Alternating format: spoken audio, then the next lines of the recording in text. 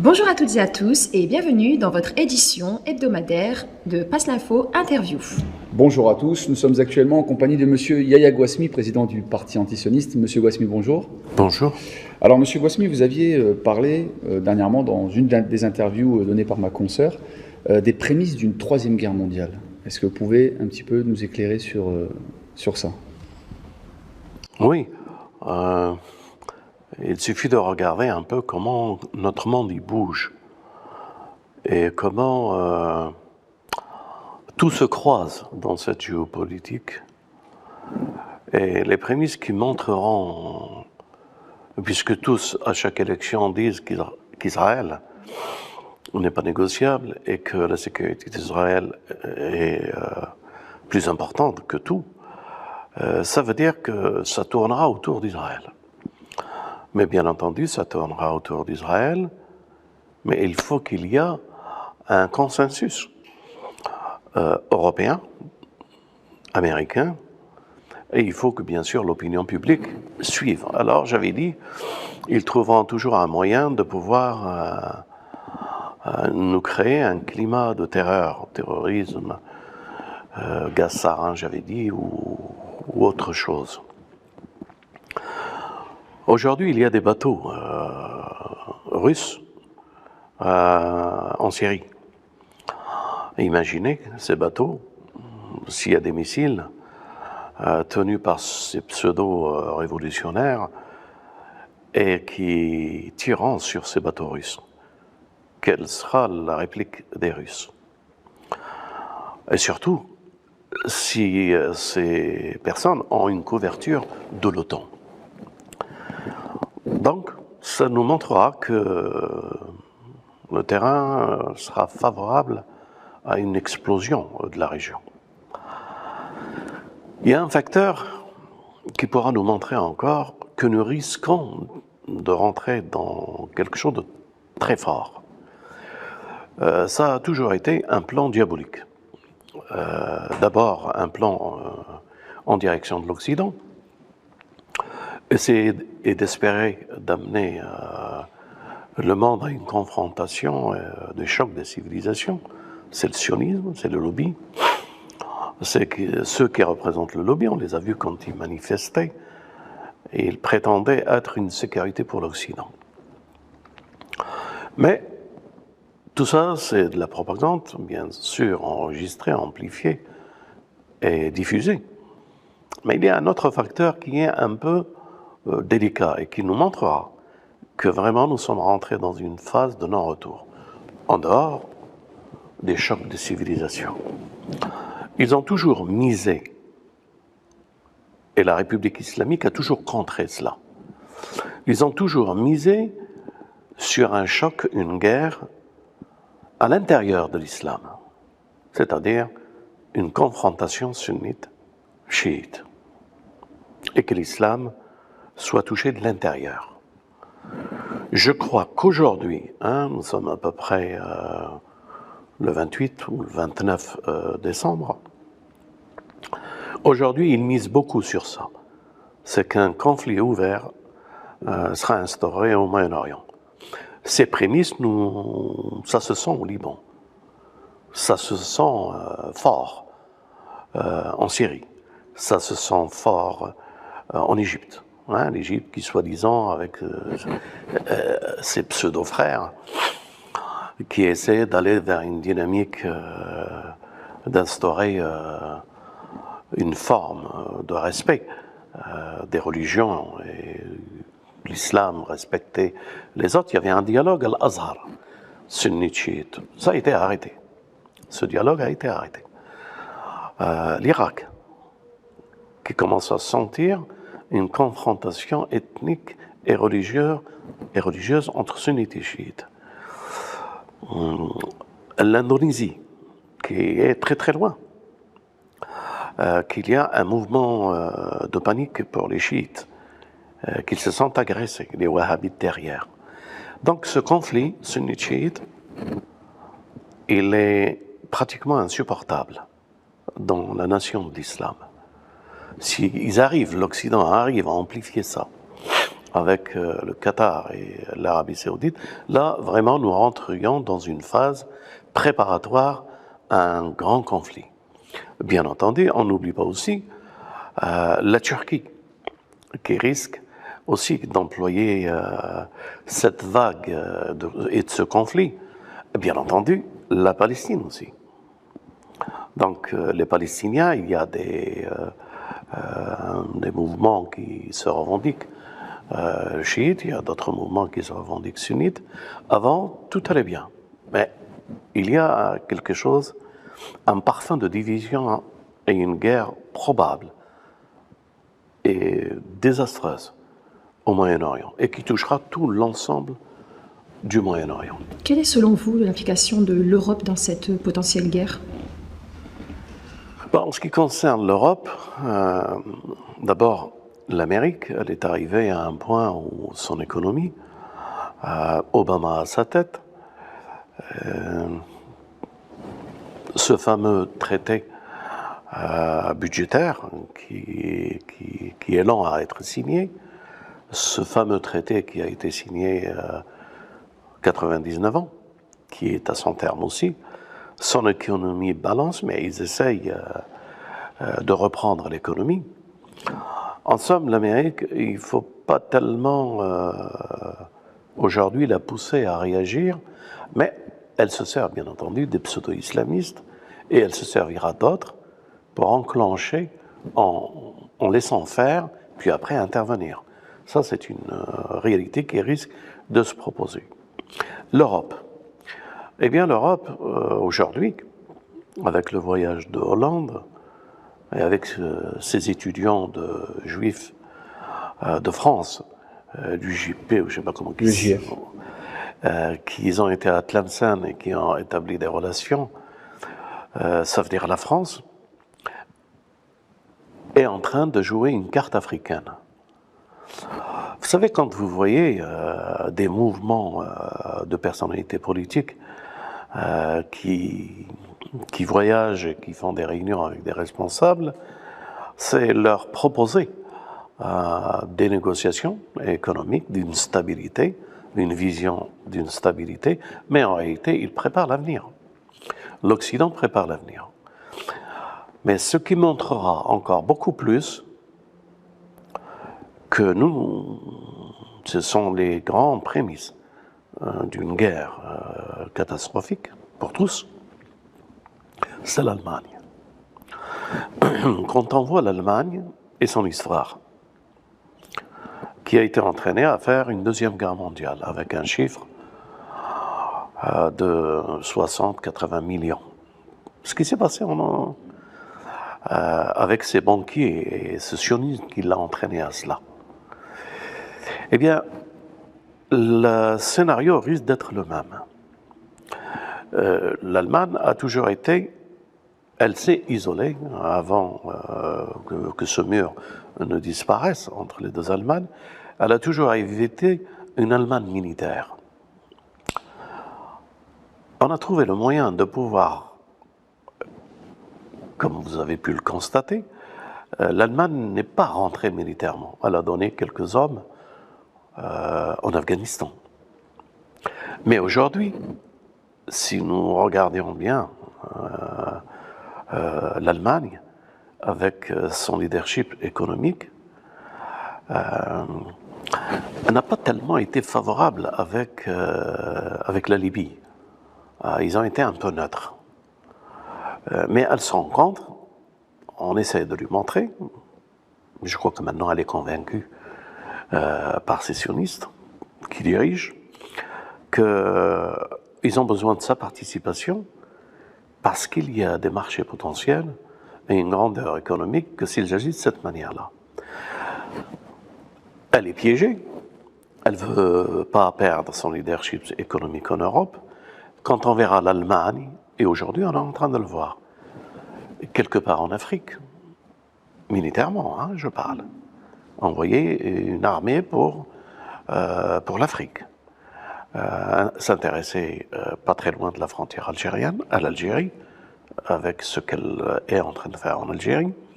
C'est-à-dire, si l'Allemagne on arrive à l'entraîner en lui miroitant qu'après une guerre, elle sera encore beaucoup plus florissante, mais qu'il faut qu'elle investisse militairement, économiquement, ses projets, elle risque de tomber dans le piège. La preuve, c'est qu'elle a donné à Israël, non seulement elle lui donne tous les ans et elle lui donne un argent fou, mais on la voit impliquée maintenant à la frontière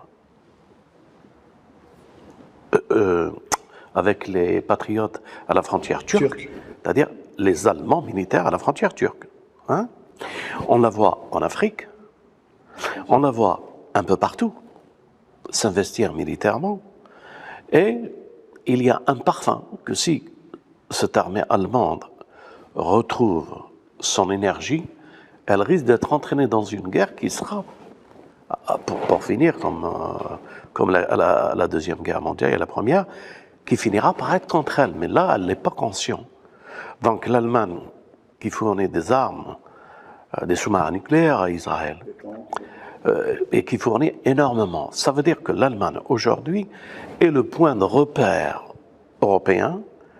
C'est à travers l'Allemagne et ce qu'elle investit militairement comme homme et comme moyen, qui montrera que nous sommes à 80% d'une confrontation très catastrophique, pour dire ce terme. Et vous parliez de l'Algérie. Pourquoi l'Algérie exactement? Eh ben, l'Algérie, elle a des ressources. L'Algérie, c'est le Sahel. Si on contrôle l'Algérie, eh bien, l'Afrique vous appartient. C'était la politique. Vous étiez jeune, et moi aussi, mais je me rappelle que le Maroc, la Tunisie, l'Afrique ont été libérés. Le colonialisme est sorti, mais pas pour l'Algérie. L'Algérie est une porte ouverte pour l'Afrique. Et je dis amicalement et fraternellement aux responsables politiques algériens qu'il est temps qu'ils s'arment de lucidité et qu'ils voient que les épreuves du passé risquent de revenir encore pires. Alors qu'ils font attention à ce pays. Ils ont le pouvoir entre les mains. Surtout, ne laissez pas le sionisme rentrer en Algérie. Il est en train de rentrer.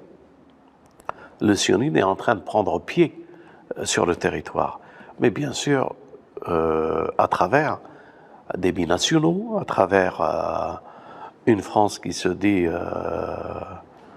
ce qu'elle se dit, hein, sans rentrer dans la République et ce qu'elle dit. Il faut avoir une maturité politique et observer les dangers qui risquent de guetter encore l'Afrique du Nord. L'Algérie est un pilier de colonisation pour l'Afrique tout entière. Et vous pensez que les gesticulations dernières de M. Hollande et sa venue en Algérie sont les prémices de ce que vous dites? Je crois allez, je reprends sa phrase. Hollande n'a pas été à l'époque coloniale. C'était un enfant où il n'était pas encore né. Ça veut dire que ces socialistes, est-ce qu'ils ont la lucidité de ne pas faire les mêmes erreurs que les sionistes socialistes du passé? Est-ce qu'ils partent d'un bon principe, d'une relation économique, d'un partage du savoir et dans le respect, etc., entre les nations? Je crois qu'il faut être patient, l'observer. C'est dur de le dire, ils sont nourris au biberon du sionisme. C'est-à-dire qu'ils voient que l'intérêt au détriment. Mais pourquoi ramènent-ils alors des étudiants juifs de France qui sont ralliés généralement au sionisme et non pas tout simplement... Non seulement ils sont ralliés au sionisme, mais qu'ils interdisent toute manifestation palestinienne. Alors, est-ce que les Algériens ont été pris de court? Et dans leur hospitalité, d'un seul coup, ils les ont découverts et qu'ils ne pouvaient pas les expulser. Ou est-ce qu'une partie de l'Algérie, elle est déjà conquise pour le sionisme? Non, de la vigilance, Je dis au peuple d'être vigilant, mais de ne pas tomber dans le piège de ceux qui ont fait les printemps, soi-disant, alors que c'est des printemps sionistes. Et qu'il faut être vigilant. Et puis, les frères qui ont la responsabilité, le président et les ministres, les députés, faites attention à ce pays. Il y a déjà eu 1 million de martyrs. Vous êtes responsables. Et un jour, vous devez rendre des comptes. Je prie Dieu pour la stabilité de ce pays, de ce gouvernement, de son président. Mais avec un peu plus de conscience, ce qui se fait dans le monde nous touchera un jour. Et toutes ces choses que traverse le monde arabe, le monde islamique et du Moyen-Orient, ce ne sont que des pressions contre vous. Alors, d'une chose ou l'autre, ou vous avez le tawakkul, vous avez confiance en celui qui nous a donné, ou qui a donné l'indépendance par le sacrifice et la juste cause contre le colonialisme, et la confiance en Dieu, ou alliez-vous avec les sionistes, et un jour vous allez vous rendre compte que c'est même pas pour vous. Même s'il vous sourit, il vous sourit pas. Même s'il vous tend la main, c'est un poignard, une main empoisonnée. Donc, soyez conscients qu'on ne peut pas être intime, mais on peut être intime avec son peuple, avec sa terre, avec ses ancêtres, avec sa richesse, sa noblesse, sa grandeur, mais pas avec ceux qui nous ont fait du tort et qui continuent à faire du tort au monde entier. Et je parle uniquement du sionisme. Monsieur Gouasmi, vous parliez tout à l'heure d'un éventuel embrasement au Moyen-Orient. Quel est le rôle pour vous de l'Arabie Saoudite dans ce futur embrasement? Elle est pièce maîtresse dans cet embrasement. Mais bien sûr, il y a toujours dans le système un grain de sable qui fait un peu bloquer la machine. Aujourd'hui, le roi d'Arabie Saoudite, ou il est mort ou il ne l'est pas. Nous croyons qu'il est fort probable qu'il est mort et qu'on cache sa mort. Nous le croyons, l'eschatologie le dit. Mais je ne veux pas parler religieux. Alors, s'il est mort, c'est un grain de sable pour le Moyen-Orient. En tous les cas, pour les desseins d'Israël. Et qu'il faut reprendre en main ce pays. Je ne sais pas si vous le savez, à l'intérieur, il y a des troubles. La famille royale est divisée. Comment que ça sera? Jusqu'à aujourd'hui, ils obéissaient à doigt et à l'œil. Maintenant, les hommes qui décident en Arabie Saoudite ne savent pas quoi décider. Le testament n'est pas clair. Cette pièce maîtresse du Moyen-Orient risque de ne plus avoir de valeur. Quand vous dites qu'ils sont divisés sur l'idéologie ou sur la stratégie? Non, ils sont divisés dans le sens où ils se rendent compte qu'ils servent les intérêts pas du Moyen-Orient, bien au contraire. Bien entendu, je parle d'un certain groupe. Je ne parle pas de la royauté. Mais à l'intérieur de cette royauté, il y a certaines personnes qui pensent qu'il faut un peu stopper cette machine pro-israélienne et pro-sioniste, pro-américaine. D'accord. Pour vous, quel est le rôle de l'Iran dans la géopolitique de cette future année? L'Iran est le phare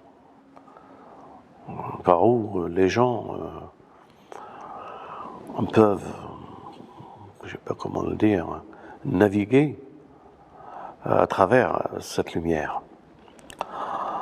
Ils ont été constants et ils n'ont pas changé d'un iota leur islam au détriment de l'islam. L'islam que représente cette révolution islamique, le premier pas de cet islam était le bannissement de l'ambassade d'Israël et de le remplacer avec l'ambassade palestinienne. L'occupation de l'ambassade américaine, qu'ils appellent le nid d'espions américain du grand Satan. Les pays, soi-disant, qui ont fait ce printemps arabe et qui ont amené ces pseudo soi-disant musulmans, aucun d'eux, bien au contraire, aucun d'eux n'a fermé l'ambassade. Bien au contraire. Ils ont multiplié les contacts et les relations avec Israël. Qu'est-ce que c'est que leur islam? Nous doutons de leur islam. L'islam d'un compromis au service des ennemis de l'islam. Ça les mènera, bientôt, 2013, à une répulsion de la population qui devient de plus en plus consciente. En Égypte, en Tunisie, au Maroc. Mais là, si les hommes qui sont conscients de la stratégie géopolitique, de ce qui se passe au Moyen-Orient et dans les pays musulmans, ce sera de l'antisionisme pur, le bannissement des ambassades, et je ne sais même pas si ça ne va pas aller plus loin. Est-ce que c'est ce qu'Israël voudrait, l'Occident voudrait? C'est possible. Est-ce que le monde arabe est prêt? Vous savez, le monde arabe n'a rien à perdre. Ils sont à un niveau, bien sûr, mis à part les pays du Golfe. Tous les autres pays arabes n'ont rien à perdre, leur population. C'est-à-dire qu'ils ne croient pas à une politique politicienne qui ramènera une prospérité et une sécurité pour la nation. Autrement, ça aurait été déjà avant. Et que cette continuité de Moubarak sans Moubarak, de Moubarak avec une barbe islamique, ça ne trompera pas dans le temps encore. Les gens prendront conscience que le vêtement islamique n'est là que pour servir les intérêts du sionisme et de l'Occident. Et qu'est-ce qui fait justement que ces pays ont choisi de se prosterner devant Israël, devant l'Occident, devant... Celui qui détient l'argent, le pouvoir économique, je veux dire par là les États-Unis et l'Europe, ils ne sont existants jusqu'à aujourd'hui que parce que les pays du Golfe, les pays arabes, sont les premiers investisseurs. Mais avant que les pays arabes et le pétrole soient ce qu'il est aujourd'hui, il y a eu des systèmes économiques qui ont mis des bases et des structures où quand signe un accord avec le FMI ou avec la Banque fédérale, il est lié politiquement, économiquement, avec cette organisation, ce mondialisme ou ce sionisme. Vous voulez dire qu'ils sont enchaînés? Le monde est enchaîné par le sionisme. Quand ils détiennent les clés de la fédérale, la Banque fédérale, quand ils détiennent les banques, et je ne parle que de Rothschild, Rockefeller et Morgan, qui sont à la base justement de ces structures et à la base des guerres, et à la base de l'ONU, et à la base de l'occupation sioniste de l'entité en Palestine, ils nous amènent avec ce pouvoir, ce hold-up, cette banqueroute qui risque de se passer, à une troisième guerre mondiale et une suprématie. Bien sûr, l'Amérique et le dollar disparaîtront, et l'Europe aussi. Et parce que l'Amérique et l'Europe savent qu'ils risquent de disparaître, qu'ils s'accrochent à Israël et qu'ils ont une crainte de ne pas faire rentrer le monde dans le chaos, parce que une guerre contre l'Iran, puisque c'est l'Iran qui est visé, c'est le pétrole des Trois d'Ormuz. Le pétrole des Trois d'Ormuz devient rare, quoique l'Arabie saoudite soutient, mais maintenant avec un roi moribond, risque de faire chuter le dollar complètement. Cette mise en scène, elle est sioniste. Foutre le dollar en l'air, ça veut dire foutre l'euro en l'air. Ça veut dire que le dollar et l'euro dépendra. Oui. Et non seulement il dépendra, mais Israël reprendra le leadership et deviendra encore une fois, ou encore pour la première fois, mais quelque chose de plus fort, eh bien, le peuple élu,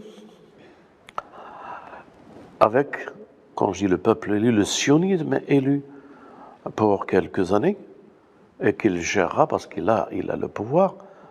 Mais moi, je peux dire une chose toute simple. L'histoire nous a appris que quiconque, dans l'histoire des continents et des peuples, monte d'une certaine manière, à une certaine hauteur, pour lui, la chute est non seulement inévitable, mais dure. Plus haut placé, plus la chute est dure.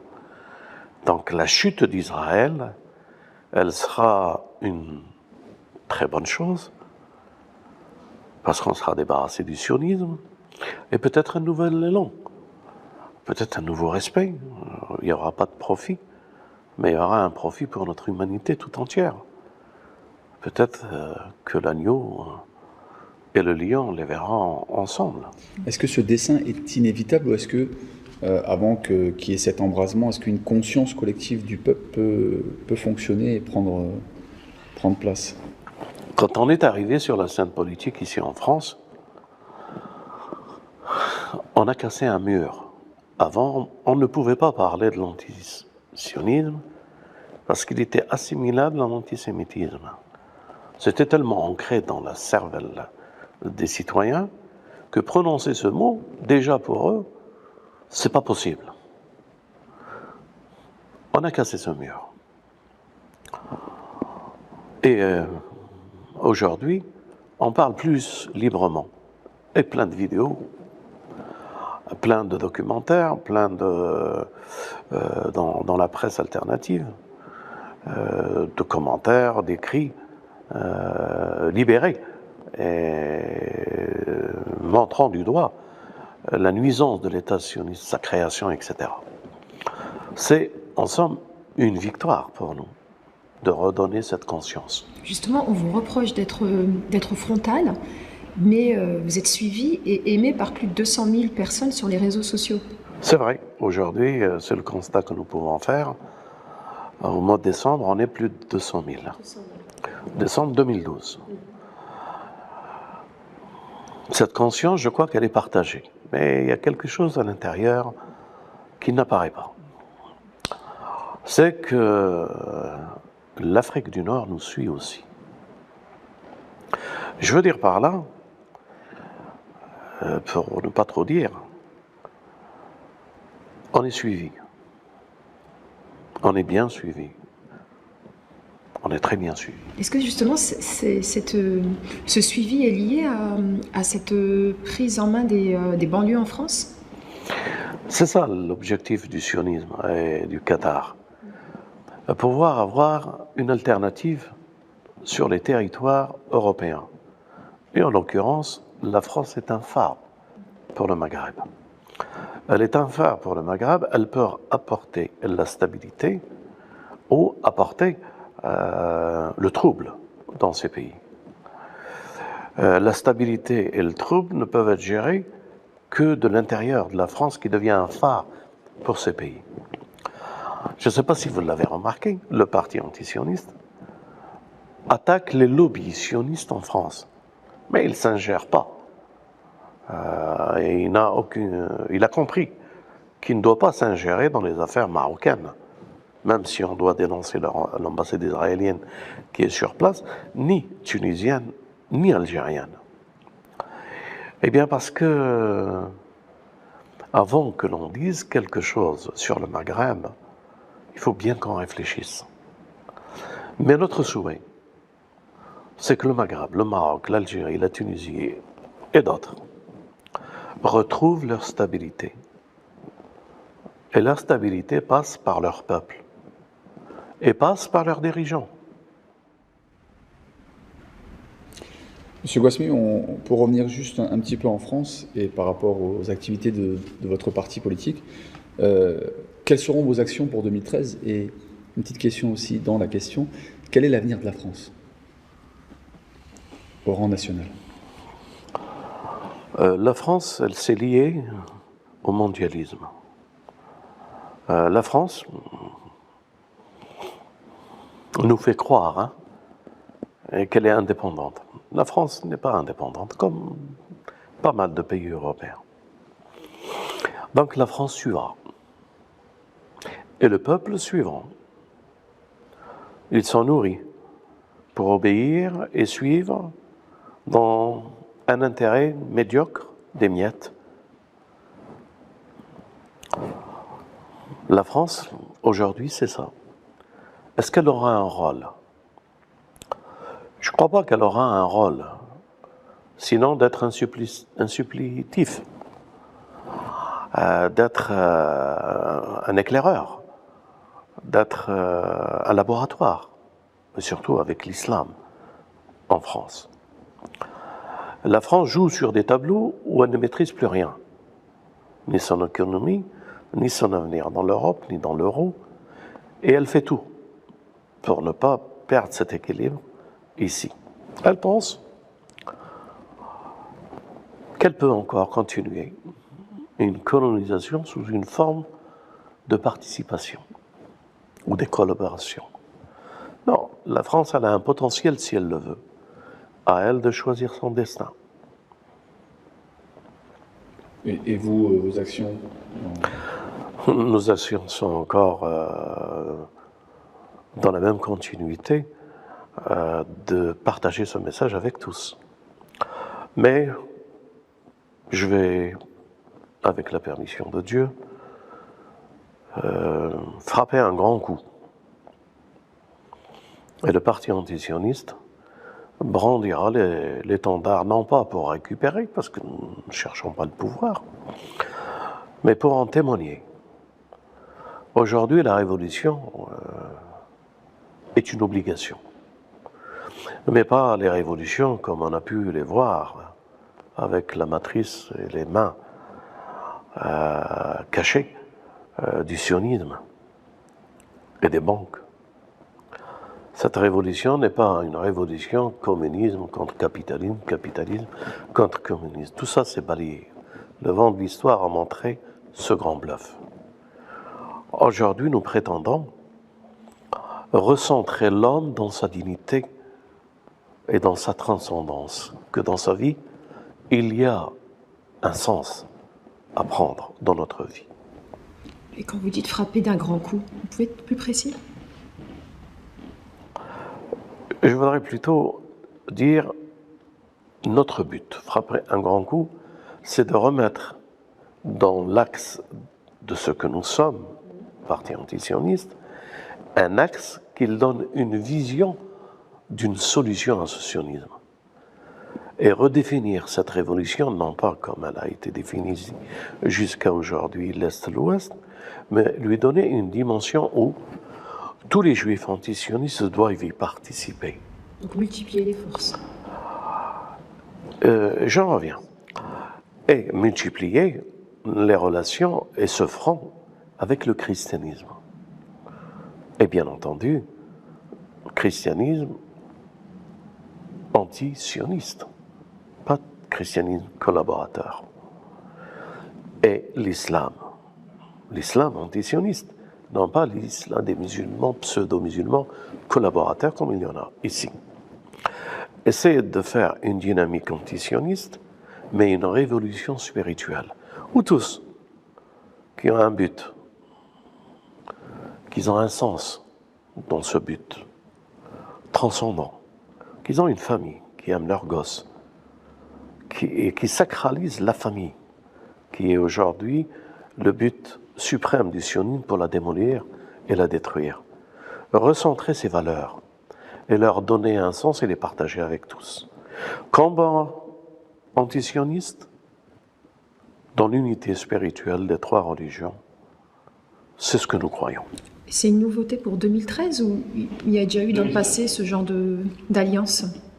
Et il y a eu bien sûr dans le passé avec le judaïsme, représenté par nos amis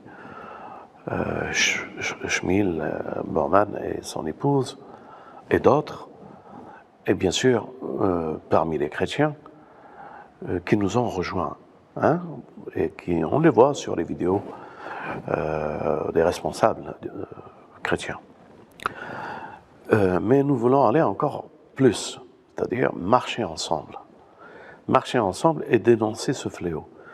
Parce que quand on dénonce le sionisme, on dénonce un point commun, c'est le démon. Alors nous, il n'y a pas de doute que le sionisme, c'est le terreau du démon. C'est avec ça qu'il nous a fait descendre Gog et Magog. C'est ce sionisme et ce Gog et Magog qui ont pris la Palestine. C'est ce sionisme, Gog et Magog, l'anti de ce que nous croyons, qui a fait que l'Occident il s'est mis à genoux. Quand je dis Gog et Magog, bien sûr, j'entends par là l'économie, j'entends par là les clubs influents, les lobbies. Donc notre combat 2013, ce sera un combat ouvert et spirituel. Avez-vous eu des juifs antisionistes, mais de France? Je crois qu'on a publié certains articles des personnalités juives, rabbins, qui nous ont écrit pour nous soutenir et qu'on a publié leur... mais vous savez, enfin, comment le dire? Le terrain est miné. Ce terrain de combattre le sionisme, il est miné par les lobbies.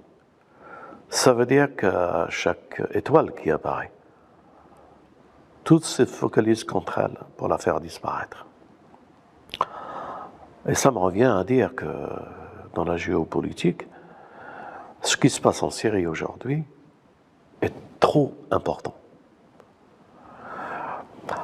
La Syrie, le Liban, c'est les forces spirituelles qui composent la communauté libanaise ou syrienne, cette conciliation, ce christianisme qui marche la main dans la main avec l'islam, qu'on cherche à démolir. Cette plaque tournante qui est la Syrie, ce monde. L'enjeu, c'est cette relation, cette alliance. C'est pour ça que la Russie ne rentre plus dans le système occidental, parce qu'il a une alliance de ce fait. L'orthodoxie avec l'islam, l'Iran. C'est ça l'objectif. Parce que quand on va réussir ça, il restera encore quelques jours et la victoire pour tous. Je ne parle pas de la victoire pour une catégorie, pour une religion, la victoire pour tous. Est-ce qu'on peut être non-croyant et comprendre et rejoindre ce combat? Bon, en tant que suppléant ou en tant que quelqu'un qui... En tant qu'acteur? Ouais, en tant qu'acteur, bah, on aura chacun sa part et son rôle à jouer dans ce combat. Trop facile de dire non-croyant. Ces gens qui se disent non-croyants, ils aimeraient bien être croyants, mais ils n'ont pas trouvé des hommes croyants. Très bien, vous parlez juste, j'aimerais revenir un petit peu sur ce que vous avez dit tout à l'heure au sujet de la famille. En quoi est-il menacé en France? Eh bien, allez, je ne sais pas comment te dire, je sais pas comment dire ça, mais enfin, je le dirais peut-être à mi-mot. Dans le passé, les monarchies, les royautés s'entouraient d'eunuques. Mariage pour tous.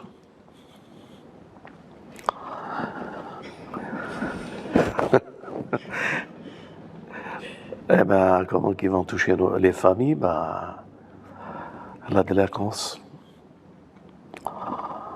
Qu'est-ce qu'on peut dire de notre société? La femme aussi. Elle est satanique.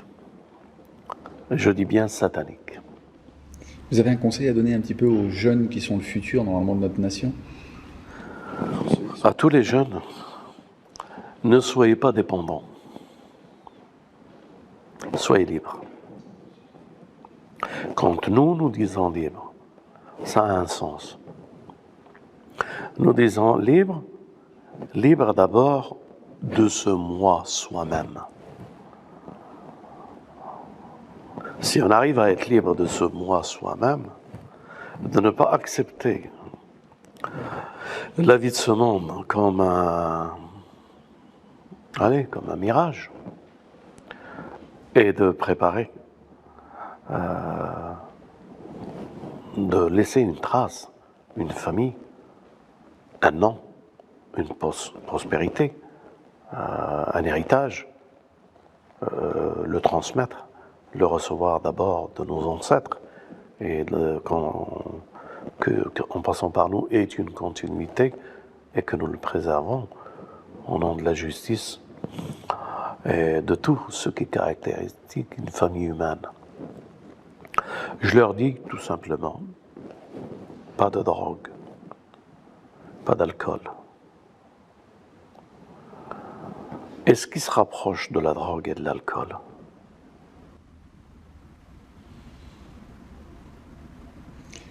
pas de sionisme, bien sûr.